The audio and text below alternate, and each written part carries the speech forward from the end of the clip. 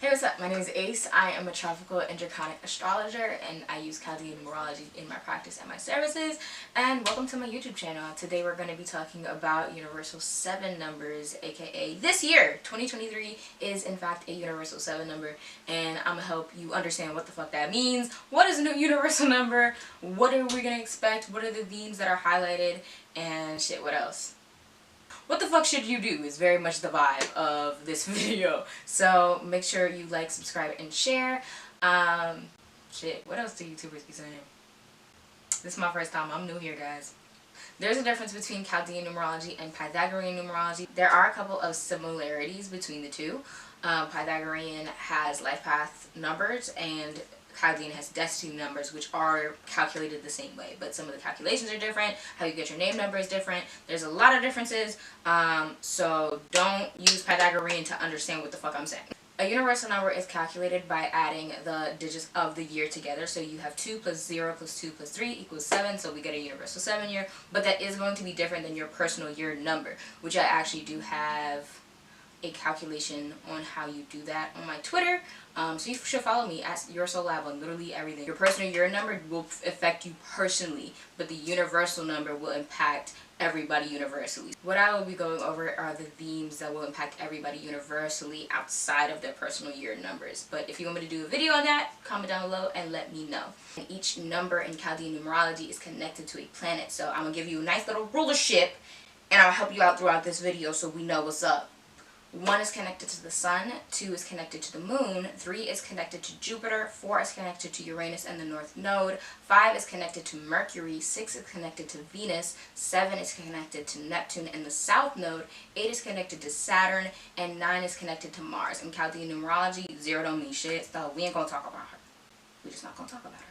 So who the fuck is 7? 7 is connected to, like I said, Neptune in the South Node, and represents themes of mysticism, spirituality, and equilibrium. 7 is one of the most compatible numbers, numerologically speaking, so it's very much an anybody can get it type vibe. And that can be good or bad because each number highlights forms of duality, so it can be good and it can also be not so good. So, Neptune is connected to a lot of things. I'm not even going to try and remember all these off the top. I'm going to just look at this list that I got here that I made, and I'm going to read it, and I'm going to put it on the screen too so you can see it too.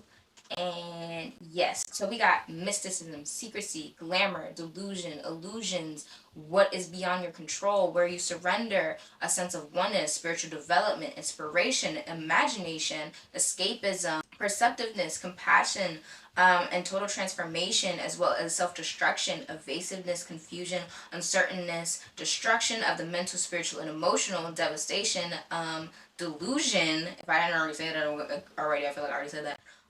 Self-deception, disintegration, and unrealistic idealization, as well as psychedelic drugs and fantasy. So though Neptune rules over all of those things, Neptune behaves in a certain way as well. Neptune is highly sensitive and connects to other realms, states of consciousness, as well as spirituality, and that creates a sensitivity that is also now heightened due to the fact that 2 is involved in 2023 and 7 is also created, so it's all just over here like, oh, we were here, now we're up here for no fucking reason, for a reason supposedly, but like, why are we on X Games mode? Please relax. Learning about higher consciousness and the unseen, Neptune has an appreciation for the unseen and the unknown. And due to Neptune's mysticism, there's spiritual mystery that is also highlighted. And due to transitions from different states of consciousness, whether it's going up or going down, we have themes of removing old patterns and old connections. Since Neptune is believed to be a higher octave of Venus, and Venus is very picky, rather. She a bougie ass bitch. And Neptune can be very obsessive as well. And with that, Neptune's obsessiveness and Venus's pickiness, we can get obsessiveness with perfection. And since Neptune would love to be anywhere but here, we also have escapism. Now, like I said before, 7 is connected to Neptune and the South Node, so we're going to talk about her. The South Node is connected to past lives, behaviors, habits, beliefs, anything that's behind you, she touched that. where you surrender any talents and abilities, the sum of your past knowledge and wisdom, things that have been done, routine in a sense, foundation, your unconscious, past enlightenment, history in some senses, forgotten things, good or bad, decrease and withdrawal, as well as stagnation, fear-based behavior, self-undoing, inertia, the path of least resistance, also known as the easy way out, detriment, affliction, irrational fears, forms of depression, loss, accusation, limitations, and negative traits. The south node sits opposite the north node, which creates the lunar nodes, and wherever those sit in your birth chart is very crucial to how they are explained. So sign and house, as well as degree, all come into play when defining what the nodes mean for you. So I will not even try and define it. I will just tell you to go get a reading. Don't go to anybody astrologer's comment section and be like, oh my god, what does this mean? No, just get a reading. If you want to book me, I have free consultations. And I have payment plans starting at $25. Literally, books are open until March. Let's get it. Let's go. Now, the nodes embody duality. So, though you have the progressive side being the north node and the opposite being the south node, it can highlight your natural strengths and your comfort zone, but it can also highlight where you're being held back in some spaces. You don't need to go towards the north node to be successful, nor do you need to go get away from the south node to be successful. Finding a balance between the two is where you really find the most success. Because for some astrologers, the south node can be a place in which you are just pulled back into old habits. So old habits might not die hard this year. They might die hard, but they might not. So we're going to get into what you can expect this year, a full breakdown of the themes, what's highlighted, what might shake, what might not shake, shit like that. But do know that this is a universal number. So these are things that you will see in the media, at your job, in other countries, and everywhere, because it is a universal number. Though this is a universal number, your personal year number still comes into play, so calculating your personal year and understanding what that means can also shine a lot of light on your personal life for this year. So let's get into this list of overall themes. Who should watch out and why? 2023, you have 2 2s and a 3, so those themes are also highlighted. Just on a smaller scale though. Now, 2 is connected to connection, love, nurturance, and intuition, as well as deceit, secrecy, manipulation, and overindulgence. 3 is connected to brilliance, creativity, and popularity, as well as luck and ambition, but also highlights self-centeredness, egotism, restlessness, and obsession with your desires. So relational and connection-based themes are highlighted, as well as forms of sex and intimacy, overindulgence, spirituality, and addiction and obsession themes. And with 3 being involved, a lot of it is going to be in the public eye, or at least it's more likely that it would be. Like I said before, perfectionism is a major theme this year. This could be something that is either falling off, or it's becoming more highlighted of people want to be even more close to perfect, or people are just deleting that whole headspace completely and thoroughly and just being like, nah, fuck that hoe. 2, 3, and 7 are all connected to perfectionism in their own way, but 2 and 7's connection to obsession makes this more of a hyperfixation. So it can either be society being like, no, it's fine, or being like, do it right, or do it right. We also have subtle shifts that make big changes being highlighted. So I've heard a lot about people talking about delusional manifestation last year, and that's also in the cards this year. It's more highlighted due to 2 and 7's delusionalness, and when they come together, there's even more delusion. So delusional manifestation might just work, especially with 3's luck involved. It might do what it do, baby. It might do what it do. But I will say that you will have to be grounded for it to work. I'll talk about that more later, though. And in regards to manifestation, I do have a quote about that, and I will put it on the screen.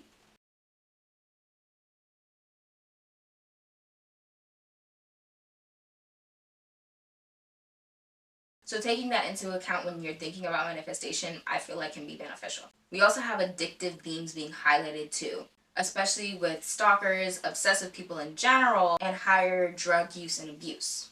Stalkers are higher up on the list for Neptune, Venus, and Moon themes. So if there's any aspects in your birth chart to that, transiting planets or natal planets, as well as mutable placements and any aspects to your south node. So if the moon, Neptune, or Venus are going to be aspecting your south node, you might have a past partner returning, but it also depends on the sign and the house and the rest of the chart. Now, still in regards to stalkers, the Sun, Mars, and Uranus could highlight somebody coming out of the blue. That could be something like, oh, I didn't even see you over there. What the fuck? And also your draconic charts. So look at that too. In regards to obsessive people, 2, 3, and 7 all highlight themes of obsession in their different ways. But 2 and 7 have a little bit more of a my precious type vibe, whereas 3 puts it all in the spotlight. So psychic 1s... Okay, pause. Because what the fuck is a psychic number? Let me explain. A psychic number is based on the day that you were born. So let's say you were born on July 14th, 1997. We don't care about the month or the year, so we just worrying about the day. Take those 2 digits, if there are 2. If there's 1, you already have your psychic number. But add those 2 digits together to get a single digit, and that is your psychic number. And while we're here, I'll explain destiny numbers too. Destiny numbers are calculated based on your entire birthday. So bring back your month and your year, add all the numbers together until you get a single digit. There are no master numbers in Chaldean numerology, so just 1 digit. Keep note of both your psychic and destiny numbers because I mentioned them all at least once. But back to the video. So psychic 1s, 3s, 5s, 6s, and 9s. Be careful. Now, higher drug use and abuse is highlighted with 7 and Neptune specifically because Neptune's connected to drugs, and also 7 and 2's connection to overindulgence, and then 3 just exacerbates all of this energy and can make it dangerous. So psychic 2s, 4s, 6s, 7s, 8s, and 9s, be careful. Like I've said before, and a lot of other people have also said, this is going to be a spiritual year because of 7's connection to spirituality. We can expect spiritualists and spirituality to go viral or to get more traction due to 2 and 7's connection to both spirituality in different senses, and 2's connection to community and connectivity, and then 3's connection to popularity. We can have a lot of spiritualists getting more clientele or even going viral. This is like a perfect time to create a loyal fan base in regards to spirituality. Especially for psychic and destiny 1s, 4s, 7s, and 9s, this is highlighted. If you're not any of those numbers, it can still happen though. Spiritual warfare is up too because it's spiritual and every number highlights duality, so it's not gonna be all good. This is more likely to me if there's any aspects between Neptune and Mercury and Mars, and maybe even a little bit of Saturn, but due to 2 and 7 both being connected to mysticism and the unseen in their own ways, and they both lack boundaries in the sense, it can really make it easy for hexing, witchcraft, and spell work to work. So be careful out here. It's likely for literally anyone because 7's hands are rated E for everyone. You can also expect intuition to be heightened. You honestly might already feel it. I know I do. 2 being ruled by the moon, the ruler of intuition, and 7's connection to spirituality and Neptune, you gonna just be knowing shit. So trust it. With 2 and 7 both connected to spiritual themes and 2's connection to forms of wellness, this highlights possible things around sound waves and meditation techniques. Now, I personally love sound waves and meditation, and if you've tried either of those before and haven't really fucked with it, I'd say try again throughout the year and see how you feel, and then be like, oh wait, this kind of nice, or just be like, I know, still fuck that hoe, I don't really like her. But with meditation, I would recommend guided. With 2 and 7's connection to the unconscious, this highlights more unconscious states, like dreams. So we can expect more conversations around dream work, trance work, and higher powers, and different realms even as well. 12th house placements, Mercury in a water or mutable sign, and psychic 1s, 2s, 3s, 4s, 5s, and 7s can probably get down with this. We're also probably going to have a lot more conversations around spiritual awakenings and debunking fact or fiction in regards to spirituality. I would say that this is more likely for people who are psychic or destinies 1, 3s, 5s, or 9s, but again, it can be anybody. Those are just the ones that I see as more likely. Now, with 7's connection to escapism and drug use and abuse, there's also themes of mental health. We can have some mental health impacts and healthcare impacts. There might be some triggers to mental health in regards to PTSD, repressed trauma, unaliving rates, psychosis, hypnosis, and even escapism, like I said. 7 and 2 numerologically being connected to mental health in their own ways and prone to escapism, this highlights this a lot more. And then with 3's involvement, there's a possibility that it might be all in the public eye. Psychic 2s, 4s, 6s, 7s, 8s, and 9s, be very, very careful this year. Make sure you're taking care of your emotional well-being. Emotional, spiritual, psychological work that you have not been doing is not coming to play with you this year. Do what you gotta do, whether it is getting some therapy or booking a reading with a spiritual practitioner. Stop avoiding it, get it done. 7 is connected to the South Node, so we can also expect some past illnesses returning this year. I'm not going to say any more on that because you and I both know what's up. So we also might expect some botched surgeries due to Neptune's connection to glamour. But this is more on the subtle side for me. Venus or Neptune aspecting Uranus, Mars, or the Moon highlight this for me. But again, just go get a reading. See what's good, see what's up.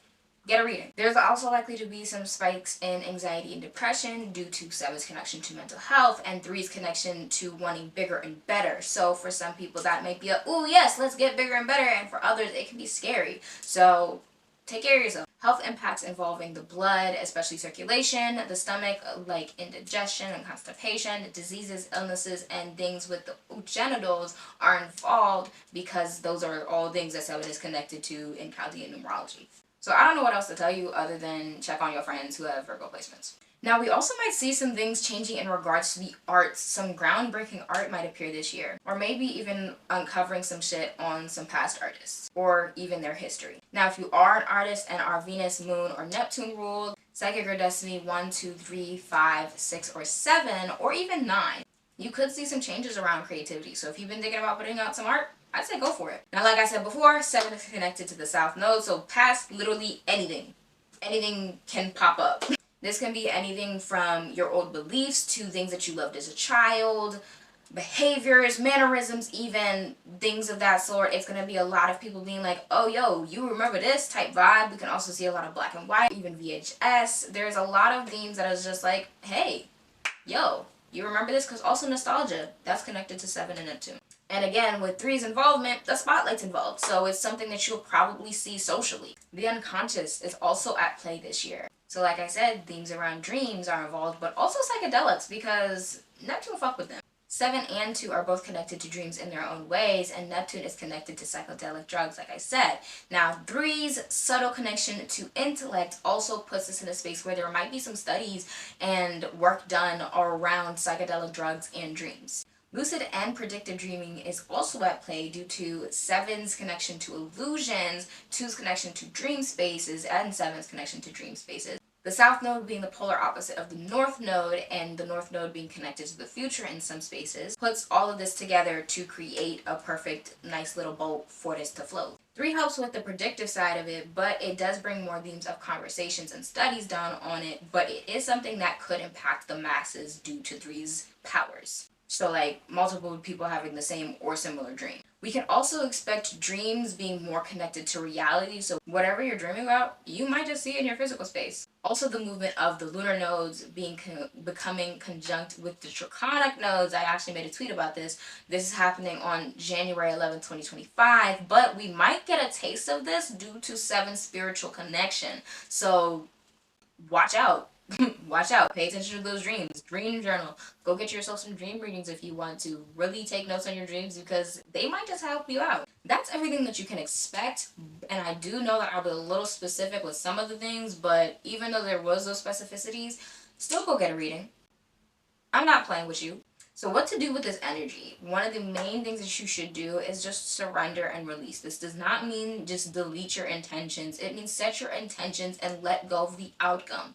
If it doesn't come in the way that you're expecting it to, but it still comes, it's okay.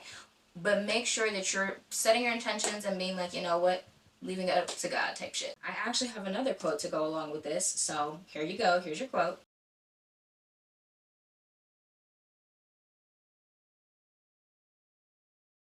So let go of what you cannot single-handedly control, because there are strengths in numbers, but whatever you cannot single-handedly control, let it go. Since 7 is connected to the South Node and the lunar nodes themselves are polar opposite, there are themes of balance highlighted. So balancing what you're feeling with what you're spending your energy on is very crucial. Something else I would say is make sure you're staying grounded. That does not mean that you got to stand outside barefoot in a patch of grass. If that's what you want to do, that is completely fine, but you can also do smaller grounding techniques. But with the themes of Neptune and the South Node involved, it's very easy to get lost in the sauce, so you want to stay drippy, but not that drippy. Resting and recharging is very, very crucial because this energy is going to be a lot. So since there's going to be a lot of things going on, taking that time to rest and decompress is key. Spend time near some water too, that might just help. So not only are there mental health themes impacted, physical health is also at play too. So taking care of your physical well-being is also crucial. Especially for psychic or destiny 2s, 4s, 5s, and 7s. Take your vitamins, eat your fruits, drink your waters, drink your juices, take care of yourself, get your sleep, eat some good food, some good food, some good food. And also slowing down on smoking and drug use. Or at least just be more aware of how much you are using it. Also looking into spirituality and the unknown/forgotten, you might just find some cool shit this year. I would recommend shadow work specifically because the South Node is in Scorpio, so taking the time to look into your internal space is key. Both numerology and astrology encapsulate duality, so though there are those highs, there also are those lows. So overall, spiritual seekers, creatives, artists, and people who spend a lot of time in the unseen and unknown can expect to have a good year per se. Now, people who are Saturn, Sun, or Mars ruled, psychic 1s, 4s, 7s, 8s, or 9s, destiny 1, 5s, 7s, or 9s can expect a total transformation this year. So look at where you are in January and see where you are in December and ask yourself, are those the same? Because they probably not. People who are Moon, Mercury, Jupiter, or Venus ruled, psychic 2s, 3s, 5s, and 6s, destiny 2s, 3s, 4s, 6, and 8s are likely to also see changes, but it might not be the desired change. I hope you enjoyed this. Make sure you like, subscribe, and share. Especially send it to your friends because you want them to make it through this year, don't you? Follow me on Twitter at USLab. I'm the most active there, but I also do have Instagram, TikTok, Twitter. I already said Twitter. LOL. Let me know if you want me to do a video on how universal 7s impact your personal year, and talk to me in the comments or DM me on Twitter. But that's all I got. I'll catch you later. Bye.